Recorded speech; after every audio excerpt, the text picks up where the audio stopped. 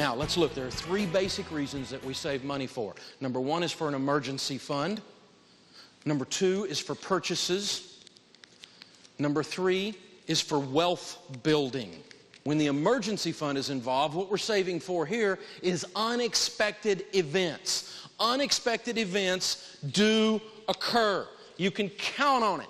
Grandma said it. Grandma said to save for a visual aid. It's going to rain. Money Magazine says 78% of you will have a major negative financial event in any given 10-year period of time.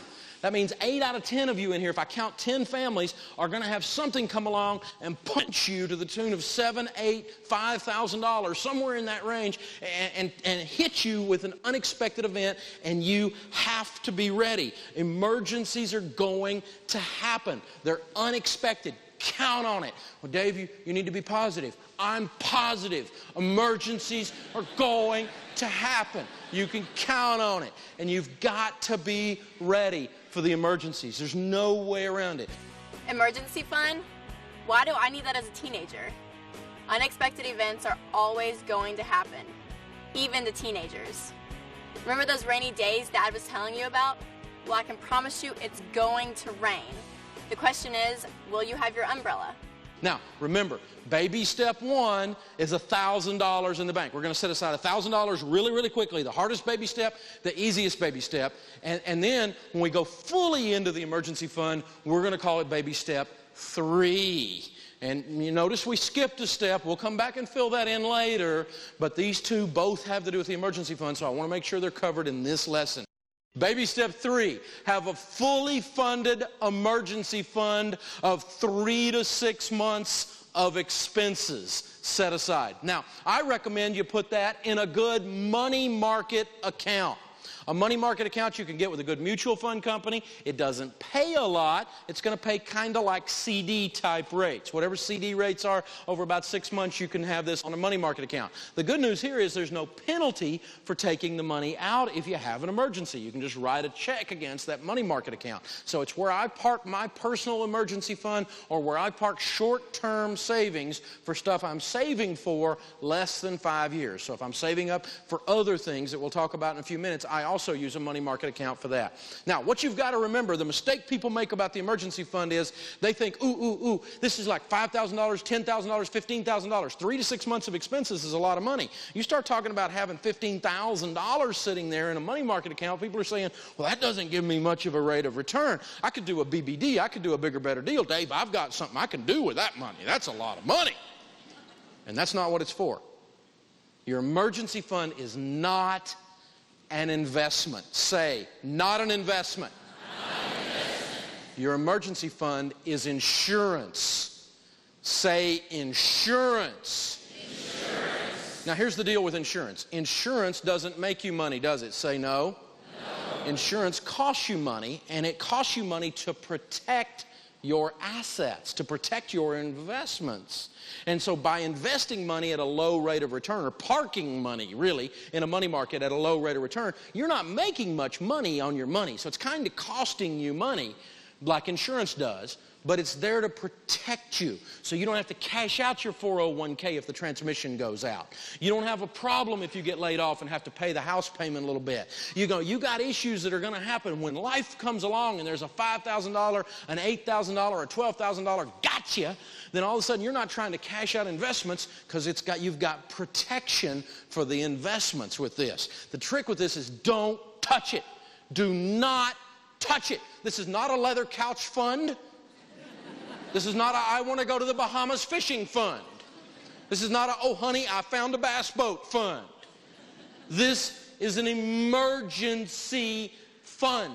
You do not touch it. And once you get that in place, it will cause you to relax. It'll give you a sense of peace, a sense of destiny with your money. It is a huge emotional step in your financial process. Never, never, never miss this.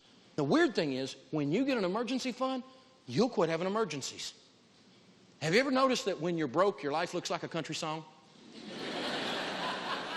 You know what I'm talking about? Everything that can go wrong will. Murphy shows up. You know who Murphy is. The guy, if it can go wrong, it will. I am convinced that when you have an emergency fund, it is Murphy repellent. that Murphy comes up, knocks on the door, he said, I got an emergency fund, $12,000. He goes, okay, I'll go see your neighbor.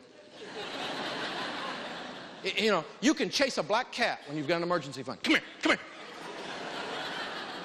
It is amazing to me how this works, that Sharon and I, we got that emergency fund in place, and with what we've been through, going broke and losing everything, I mean, honey, we got an emergency fund for the emergency fund. We're like conservative, right? We just don't want to even go near those kinds of pain ever again. There's no chance. So we got this huge pile. And once we got that, we don't even use the emergency fund for emergencies. Something comes up, we just kind of work it out. But we don't have big emergencies like we used to, because everything was a crisis when we had absolutely no dollars. And when you put some pad between you and life, life will leave you alone a little bit in the negative ways anyway.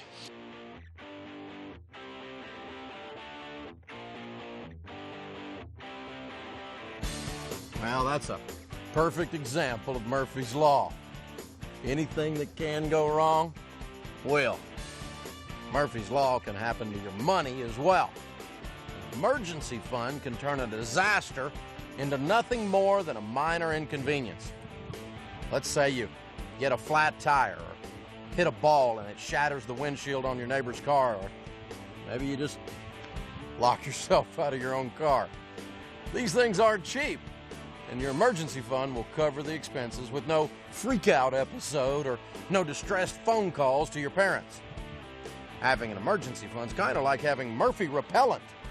Your bad luck tends to disappear because you plan for the unexpected. How much do you need in your emergency fund? Enough to cover 3 to 6 months of your expenses, which might not be more than a car repair, an insurance bill, or a cell phone bill money, those kinds of dollars.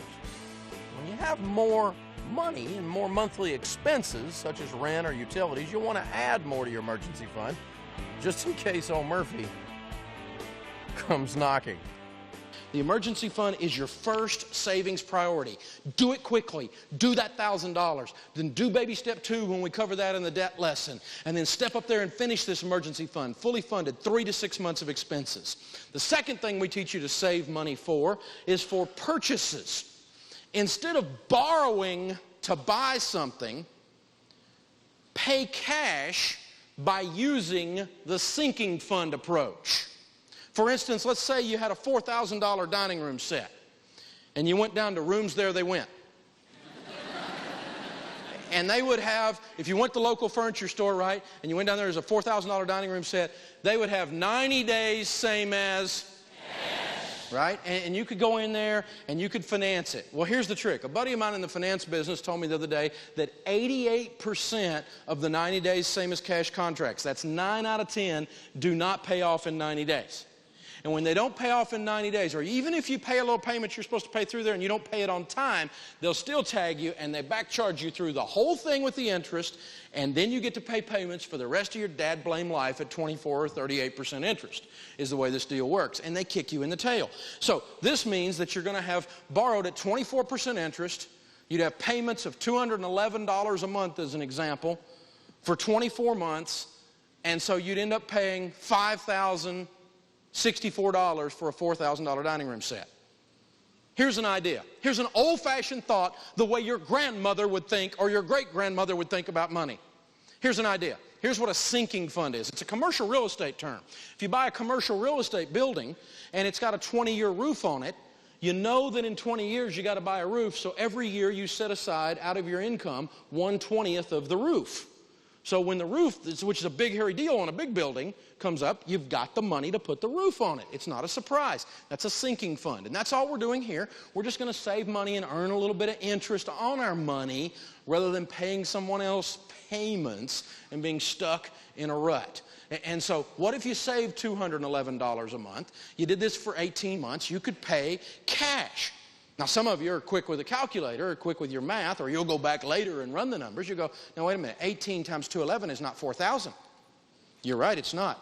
18 times 211 is actually only $3,798, $3,800. But you know what I've discovered? Did you know that 90 days is not the same as cash.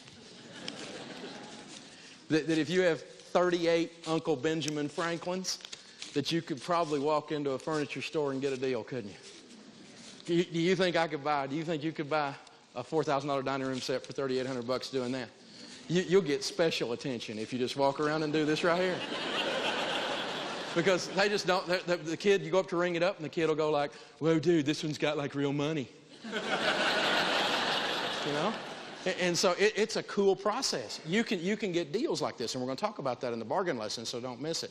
So 90 days is not the same as cash. Now, do all furniture stores always discount when you do that? Well, absolutely not. Do I leave with my money if they don't? Absolutely. Because I'm going to save up and pay for it. And you know, you start paying for furniture that way, you're going, I'm not sure I like the furniture. I kind of like this. I'm just going to go home. You know what I'm saying?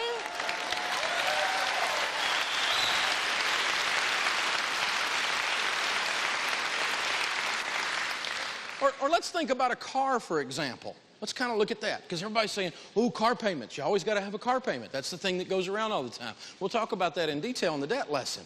But what if you had a $4,600 car? You could save for a $4,600 car, and you could do that by putting $464, which, by the way, is the average car payment in North America today, according to USA Today. If you put $464 just in the cookie jar for 10 months, not even a whole year, and then you could buy a car. Well, now, Dave, $4,600 won't buy much of a car. It'll buy a car without payments, and it will do it in 10 months. And did you know I can drive out a state highway that way about 20 miles, or I can drive out a state highway about that way about 20 miles, and you could too, and I can buy me a 10-year-old Honda Accord that is a very, very nice automobile for $4,600. I could do the same thing with a nice Ford Taurus and probably buy it for even less than that. And that's a great car to get me back and forth to work for 10 more months while I do it again. And do it for 10 more months. And now I'm driving a $15,000 car 30 months in, paid for. This is called saving up and paying for things. It's a novel idea. It's kind of sweeping the nation. It's different. You know, think it through. Think it through. It'll come to you.